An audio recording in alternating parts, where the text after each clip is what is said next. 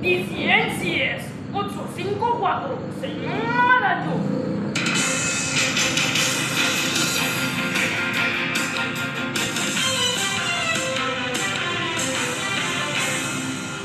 Magandang araw, kabayan! Ako si Mary Antoinette A. Bungato. At ako naman si Calix Jan Batulan.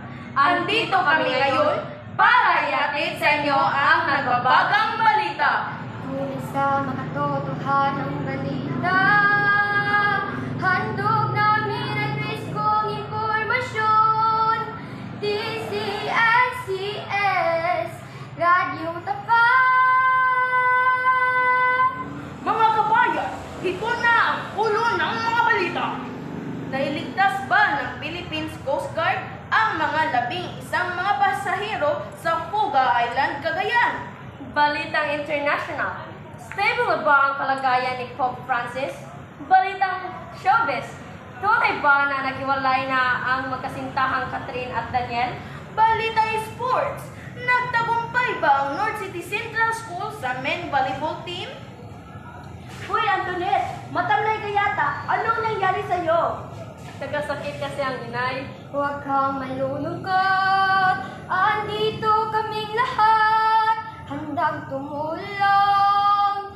DCNCS, mahal ka naming lahat. Punta tayo sa balitang lokal. Princess, nailigtas nga ba ang Philippine Coast Guard ang mga lulan ng barko? Magandang araw, kabayan. Nailigtas ng Philippine Coast Guard ang 11 pasahero at 9 na tripulante sa Fuga Island at Sanchez Mira, Cagayan nitong Huwebes. Patungo sana sa naturang isla ang mga pasahero mula sa Sanchez Mira na mapansin na magsisira ang gitnang bahagi ng bangka, kaya pinasok ng tubig. Nang masagip ang mga pasahero at tripulante, kaagad silang binigyan ng medical aid ng mga tauhan. CG Substation at Rural Health Unit ng Claveria. Princess, nag-uulat. Maraming salamat sa iyo, Princess.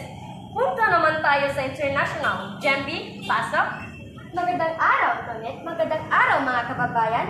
Stable na ang kalagayan ni Pope Francis pagkatapos dumanas ng masintomas ng flu noong weekend. Sa Vatican nitong Lunes, Nobyembre 27, the Pope's condition is good, stable. He has no fever and his respiratory situation is clearly improving. Sabi ng Vatican spokesman na si Matteo Brunei sa isang pahayag na inulat ng AFP. Matatandang pinunsi